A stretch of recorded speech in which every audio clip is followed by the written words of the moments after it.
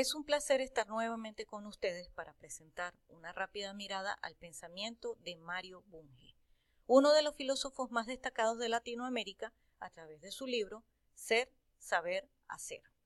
Quien les habla, Eva Monagas, del Programa de Doctorado Latinoamericano en Educación, sede Venezuela.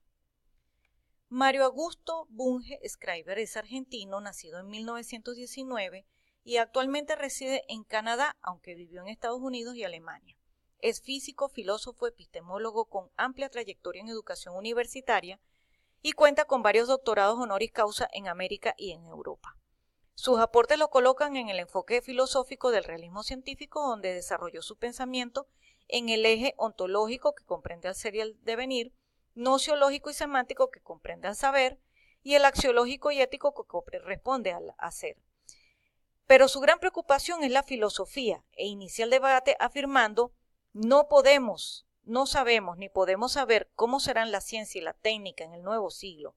No podemos saberlo porque la invención radical es tan impredecible como el accidente y porque la espontaneidad no es programable. A manera de resumen, sus preocupaciones y propósitos son: primero, la filosofía no aportó al saber, al hacer, ni al ser, con todos sus conceptos y relaciones asociadas a pesar del avance científico del último siglo, y donde lo que sí logró fue dejar de inspirar a la ciencia. Pero el avance científico y tecnológico se apoya en lo que llamamos una competencia científica, que involucra el ser, el saber y el hacer, para lo cual uno de sus propósitos es presentar los principios filosóficos. Como adelanto, estos principios no se basan en el individualismo ni en el holismo, porque no hay individuos aislados, sino que ellos se juntan en sistemas para alcanzar o resolver problemas que son inalcanzables en forma individual, y donde esas sociedades conforman características y propiedades distintas a las individuales. Y aunque también es una invitación a participar en filosofía, ya que no todo está escrito, lo que sí deja claro es que una de sus preocupaciones corresponde a que si esos principios para generar ciencia no lo están, la producción puede acompañarse por grandes monstruos de la ciencia: la falsedad, la subjetividad, el azar, el retroceso, la especulación, la miseria y la ignorancia. Pero su libro se organiza en 5 capítulos y es una compilación de 8 conferencias que abordaron el tema filosófico en varios países, pero sobre todo es una invitación a entrar a su pensamiento a través de la obra Tratado sobre Filosofía Básica. El primer capítulo presenta el fundamento y convicciones de su propuesta ontológica, con la cual aborda el ser, el saber y el hacer, que define a las ciencias que envuelve al quehacer científico. Partiendo de la diferencia entre ciencia y técnica, el segundo capítulo se centra en la técnica o la filosofía práctica, abordando la axiología, la praxeología, la metodología y la filosofía política o social. Con esos 2 capítulos, los 2 primeros, Bunge presenta los siguientes 3 capítulos que corresponden a la filosofía en las ciencias básicas, la filosofía que se orienta a explicar la filosofía en la ciencia del individuo, y el último capítulo que se lo dedica a la relación de la filosofía con las ciencias sociales. Ahora bien, para Bunge es posible construir una metafísica compatible con la ciencia para enunciar y sistematizar principios respecto al mundo que pongan al descubierto las raíces metafísicas de la ciencia. Para eso es muy importante que en el área ontológica queden claros los conceptos de objeto y propiedades, materialismo, existencia y cambio, sistema y emergencia, espacio y tiempo, vida y mente, individuo y sociedad. Pero todo conocimiento se formula con una proposición afirmativa o negativa, enunciada en alguna lengua, la cual luego puede ser comprendida en forma universal y la que estará impregnada de semántica necesaria para poner al descubierto la verdad y los conceptos afines.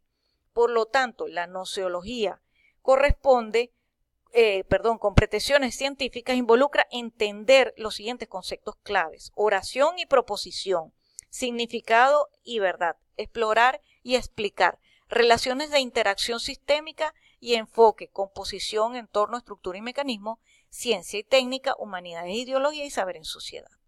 Ahora bien, la teoría de los valores o la axiología considera la ética y la filosofía moral sobre la base ontológica naturalista y la nociología realista, que ubica los valores sobre los cerebros de los individuos y las normas de conducta en los individuos en sociedad.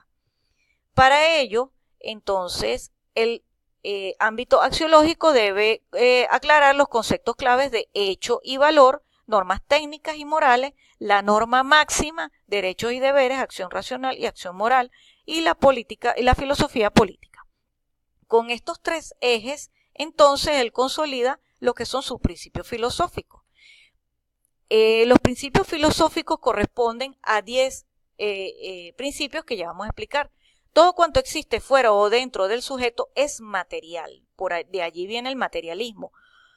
Es material o concreto donde las propiedades no existen sino por los objetos ya concretos y conceptualizados. No hay idea autónoma sino procesos cerebrales. Todo cuanto existe ya es un sistema o paquete de cosas o componentes de algún sistema. Por ejemplo, la certificación, la evaluación, la formación del docente investigador y el desarrollo sostenible, ya sea en forma concreta o conceptual, son sistemas o componentes de algún sistema. De allí el sistemismo. Los sistemas hacen emerger propiedades de las que carecen sus componentes, de allí el emergencismo. Por ejemplo, un vehículo es un sistema de transporte, pero no lo son los frenos, ni tampoco el motor solo, ni la caja sola, ni la carrocería, ni el cinturón de seguridad, ni la batería, ni el tanque de gasolina. Solo emerge un sistema de transporte cuando se unen los elementos. Todo cuanto existe realmente cambia, de allí el dinamicismo. Solo los objetos conceptuales son inmutables por convención como los matemáticos. Por ejemplo, la evaluación cambia. Solo la escala de medición se mantiene inmutable por convención, del 1 al 5, del 1 al 10, del 1 al 20, etc. El mundo exterior es conocedor, al conocedor existe, es real, independientemente de este, y es cognoscible, al menos parcial y gradualmente, y tiene la exigencia de la predictibilidad. Por ejemplo, el conocimiento del cerebro existe independientemente del cerebro mismo. Puede ser determinado y la neurociencia lo ha mostrado gradualmente. Otro ejemplo es que los sistemas de unos pocos nanómetros siempre han existido, pero la nanociencia, muy popular actualmente, la ha ido mostrando gradualmente, así como ocurrió con la física cuántica. La mejor manera de conocer cómo son las cosas es adoptar el método científico, y Bunge agrega la mejor manera de evaluar los principios filosóficos es exhibir su compatibilidad con la ciencia y la técnica del momento, su valor heurístico o de descubrimiento en la investigación científica o técnica, y su valor en el diseño de las políticas que propendan en el mejoramiento de la calidad de vida. Por ejemplo, para nuestras investigaciones, coincidiendo con Samaja, lo mejor es adoptar el método científico y en la justificación presentar los valores indicados. La ciencia y la técnica deben combinar los constituyentes del racionalismo y del empirismo, por eso el principio de racioempirismo. Por ejemplo, la tesis debe mostrar una filosofía clara, coherente, hipotético-deductiva, pero también debe poderse poner a prueba ante los hechos. La investigación intenta exactificar ideas intuitivas e interesantes de manera que respondan a una forma lógica o matemática precisa. De allí el principio de exactismo, que busca conocer en forma exacta los mecanismos subyacentes en la propuesta. Como combinación entre el altruismo y el egoísmo, no hay derecho sin deber ni deber sin derecho, y de allí el principio máximo agatonista. Por lo cual Bunge propone como un principio moral, goza la vida y ayuda a vivir. La democracia debe ser integral, informada por el máximo principio moral, para lo cual crea el principio de holotecnocracia. Por integral se entiende como democracia biológica, democracia económica, política y cultural. Con esto se consolidan los 10 principios filosóficos de Mario Bunge para pasar a cómo se aplican en la filosofía práctica. La filosofía práctica de Bunge propone ampliar la filosofía para incluir a la axiología, la ética, la praxeología, la metodología y la filosofía política.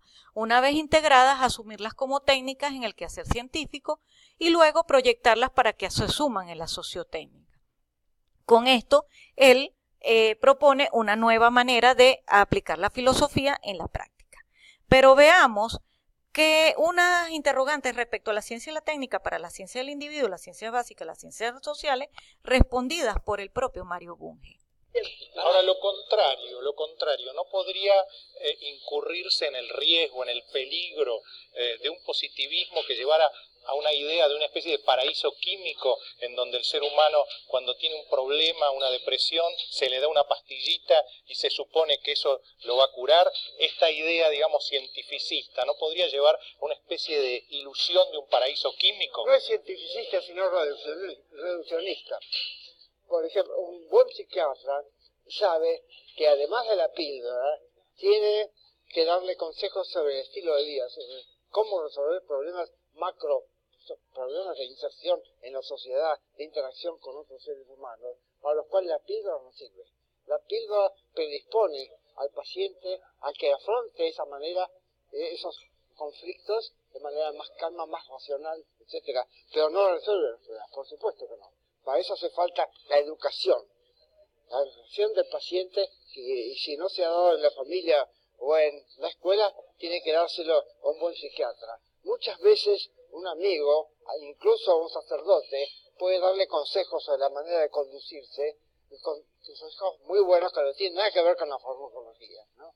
Entonces hay que combinar el tratamiento químico con el tratamiento social del paciente, porque el paciente forma parte de muchos sistemas sociales y hay que aconsejarlo. Un último tema, ya que estamos en esto, y para terminar, porque ya estamos sobre el filo del programa, me parece que sería interesante abordar la cuestión de la diferencia, de la distinción entre ciencia y tecnología, porque mucha gente critica, fustiga a la ciencia por la bomba atómica, por ejemplo, que se hace, por la aplicación de la ciencia. Me gustaría que abordaran este tema para cerrar el programa. ¿Cómo no? El científico quiere entender el mundo, explorar el mundo, pero no pretende cambiarlo. El técnico esencialmente diseña artefactos, quiere cambiar el mundo, quiere mejorar o empeorar. Y artefactos ya sea para vivir mejor, ya para matar mejor, ¿no? En todo caso, las actitudes son totalmente diferentes. La del científico que estudia la realidad, la del técnico que pretende cambiarla. Incluso el tipo de problemas es radicalmente diferente. El científico aborda casi siempre problemas directos, problemas de causa-efecto. El técnico aborda casi siempre problemas inversos, de efecto a causa. Yo quiero tal efecto. ¿Cómo hago para cazar lauchas mejor que con esta trampa? ¿Cómo hago para que las ondas que transmite la televisora lleguen a Chuquisaca y no a Mongolia? Empieza por los deseos o por las finalidades, por los efectos. A ver cuáles son las causas, cuáles son los mecanismos. Eso es el problema. Los técnicos creadores, los técnicos que hacen diseño de artefactos, enfrentan un problema mucho más difícil que los científicos. Yo di en la U hace muchos años, 60, un curso sobre antenas, y lo veo desde el punto de vista del físico. Dada una antena de tal forma, con tal corriente, ¿cuál es el campo electromagnético que emite? Eso no le interesa tanto al ingeniero de telecomunicaciones como este otro. ¿Cómo hago para transmitir señales de aquí a Tucumán? Ahora, el científico descubre regularidades. ¿Quién protocoliza para evitar que esas regularidades descubiertas por el científico sean utilizadas con un sentido tóxico? Bueno, ese es el ciudadano, la ciudadanía. El ciudadano tiene que opinar sobre el lugar que desempeñan las técnicas, por ejemplo las técnicas militares, en la conducción de la sociedad del Estado. A la ciencia no hay que controlarla, a la técnica sí, porque puede ser peligrosa. Acuérdese de la famosa entrevista que concedió el Ayatollah Khomeini a Oriana Fallaci, la famosa periodista italiana. Oriana Fallaci le preguntó, eminencia o no sé cómo se llaman, ¿qué piensa hacer usted con la ciencia y con la técnica? Y el Ayatollah claramente le dijo, a la ciencia, a la técnica la vamos a abrazar porque es útil, a la ciencia la vamos a eliminar porque es peligrosa. Una paradoja, ¿no? Dice todo lo que... Claro, quería tener hijos sin tener padres. Ciencia... Para cerrar, Mario Bunge deja clara la importancia de contar con unos principios filosóficos sólidos que eviten los errores de la pseudociencia y las pseudotécnicas que puedan conllevar a resultados falsos que afectarán la vida de personas reales. Con ustedes, Eva Monagas.